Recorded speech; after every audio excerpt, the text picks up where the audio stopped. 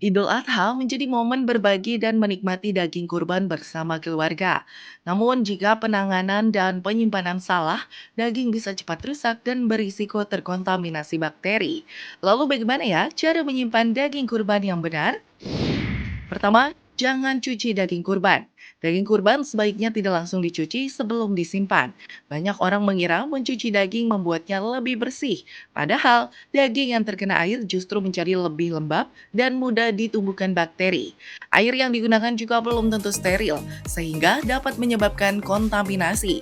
Jika terdapat kotoran pada daging, cukup bersihkan bagian luarnya dengan tisu dapur atau potong bagian yang terkena kotoran.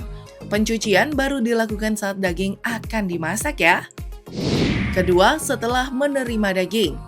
Setelah menerima daging dari tempat pemotongan, jangan biarkan daging terlalu lama di suhu ruang, karena bakteri dapat berkembang lebih cepat pada suhu panas. Segera pisahkan daging menjadi beberapa potongan kecil sesuai kebutuhan masak. Hal ini penting agar daging tidak berulang kali dicairkan dan dibekukan kembali, karena proses tersebut dapat menurunkan kualitas dan mempercepat kerusakan daging. Gunakan plastik food grade atau wadah tertutup rapat. Lalu beri label tanggal penyimpanan agar mudah diketahui kapan daging disimpan. Terakhir, penyimpanan yang tepat.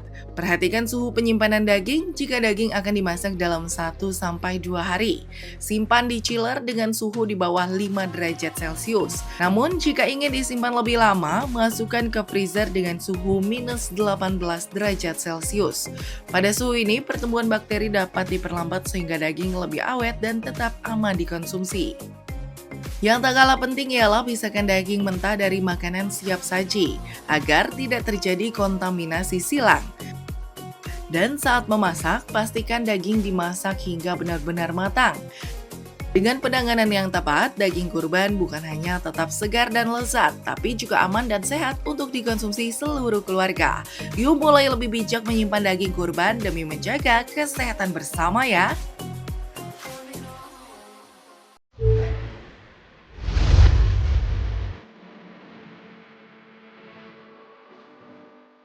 Daging sapi dan kambing merupakan sumber protein hewani yang baik untuk tubuh karena mengandung protein zat besi, zinc, dan vitamin B12 yang penting untuk menjaga massa otot dan daya tahan tubuh.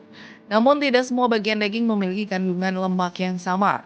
Memilih potongan daging yang tepat bisa membantu mengurangi asupan lemak jenuh berlebih. Untuk daging sapi, bagian yang dianggap lebih rendah lemak dan baik untuk dikonsumsi yaitu khas dalam atau tenderloin. Karena bagian ini memiliki kandungan lemak yang lebih sedikit dan teksturnya yang lembut. Lalu ada khas luar atau sirloin. Bagian ini masih menjadi pilihan yang cukup baik, terutama jika lemak yang terlihat dipisahkan sebelum dimasak ya.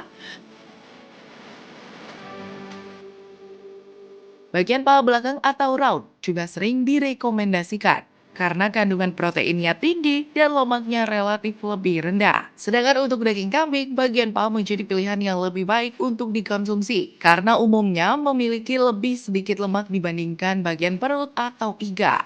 Bagian punggung atau layan kambing juga cukup baik, terutama bila dimasak dengan cara yang sehat, seperti direbus, dipanggang, atau ditumis dengan minim minyak. Sebaliknya nih, bagian yang banyak mengandung lemak terlihat pada bagian kulit atau jeroan. Sebaiknya dikonsumsi dalam batas wajar ya, karena kandungan kolesterol dan lemak jenuh yang lebih tinggi. Organisasi Kesehatan Dunia atau WHO juga menyarankan agar konsumsi daging merah tidak berlebihan cukup 70 gram per harinya. Dan diimbangi dengan sayuran, buah, serta aktivitas fisik yang cukup ya.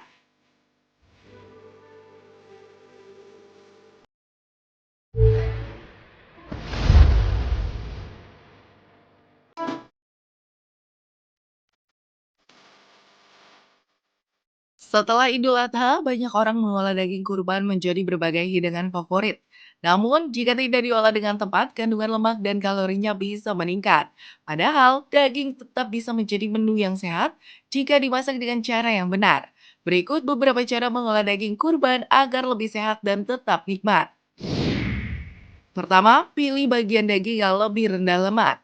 Pilih bagian daging seperti paha, khas dalam, atau khas luar. Dan kurangi bagian yang banyak lemak yang terlihat. Sebelum dimasak, potong dan buang lemak berlebih agar asupan lemak jenuh tidak terlalu tinggi. Kedua, direbus atau dibuat sop. Nah, memasak daging menjadi sop atau rebusan bisa menjadi pilihan yang lebih sehat karena tidak membutuhkan banyak minyak.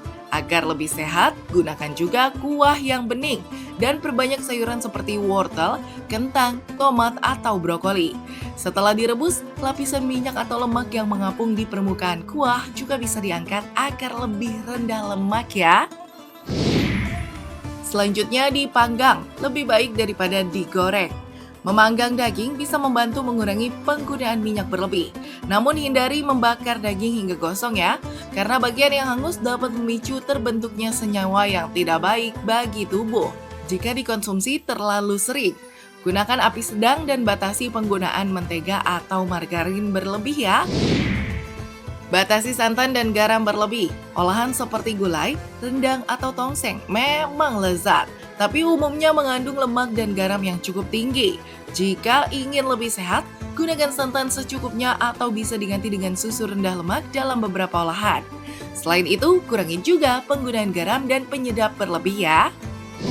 Lalu yang terakhir, hindari mengonsumsi daging berlebih. Meskipun momen Idul Adha identik dengan daging, tetap perhatikan porsi makan.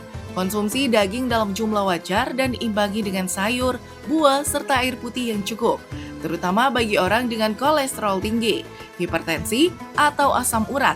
Sebaiknya lebih bijak dalam memilih porsi dan cara pengolahan ya.